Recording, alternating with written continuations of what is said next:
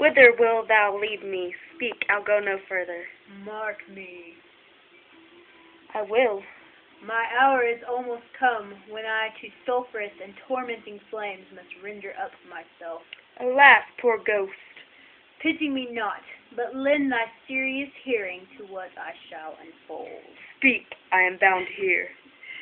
So art thou to revenge, when thou shalt hear. What?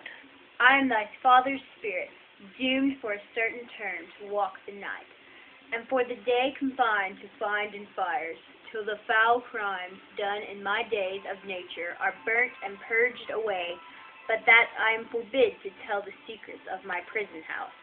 I could a tale unfold, whose lightest word would harrow up thy soul, freeze thy young blood, make thy two eyes like stars start from their spheres, thy knotted and combined locks to part, and each particular hair to stand on end, like quills upon the fretful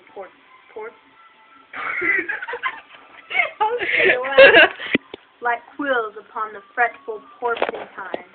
And this eternal blazon must not be to ears of flesh and blood. List, list, oh list, if thou didst ever thy dear father love. Oh God. Revenge his foul and most unnatural murder. Murder? Murder most foul, as in the best it is, but the most foul, strange, and unnatural. Haste me to note that I, with wings as swift as meditation or the thoughts of love, may sweep to my revenge. I find thee apt. The duller shouldst thou be than the fat weed that roots itself in ease on Lethe wharf. Wouldst thou not stir in this? Now, Hamlet, hear. 'Tis given out that, sleeping in my orchard, a serpent stung me. So the whole ear of Denmark is by forged Oh my gosh! A serpent stung me, so the whole ear of Denmark is by a forged process of my death rankly abused.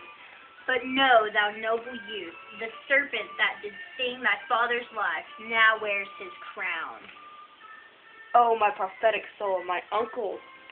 I, that incestuous and adulterate beast, with witchcraft of his wits, with traitorous gifts, a wicked wit and gifts that have the power so to seduce, won his shameful lust, the will of my most seeming virtuous queen.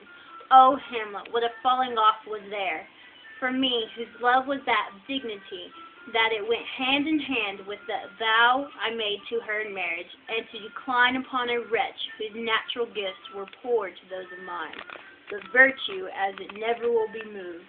Thou lewdness court in the shape of heaven, so lust, though in a radiant angel length, will state itself in a celestial bed and prey on garbage.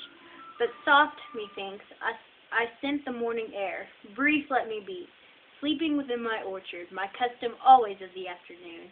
Upon my second hour thy uncle stole, with juice of cursed Hebona in a vial, and in the porches of my ears did pour the leprous distilment, whose effect holds such an enmity with blood of man that swift as quicksilver it courses through the natural gates and alleys of the body. With the sudden vigor it doth possess, and curd like eager droppings into milk, the thin and wholesome blood. So did it mine, and a most instant tetter barked about, most lazar-like with the vile and loathsome crust, and all my smooth body. Thus was I, sleeping by a brother's hand, of life, of crown, of queen, at once dispatched, cut off even in the blossoms of my sin, unhouseled, disappointed, unannaled, no reckoning made, but sent to my account with all my imperfections on my head. Oh, horrible, most horrible! If thou hast nature in thee, bear it not. Let not the royal bed of Denmark be a couch for luxury and damned incest. But however thou pursues this act, taint not thy mind, nor let thy soul contrive against thy mother aught.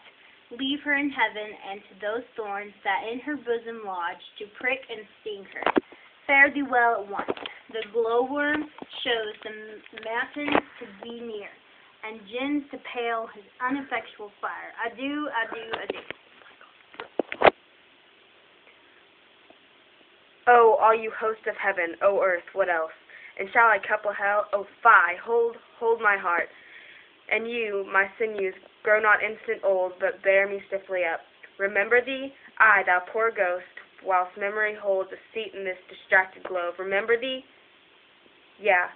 From the table of my memory, I'll wipe away all trivial fond records, all saws of books, all forms, all pressures past that youth and observation copied there, and thy commandment all alone shall live within the book and volume of my brain, unmixed with baser matter. Yes, by heaven, O most pernicious woman, O villain, villain, smiling, damned villain.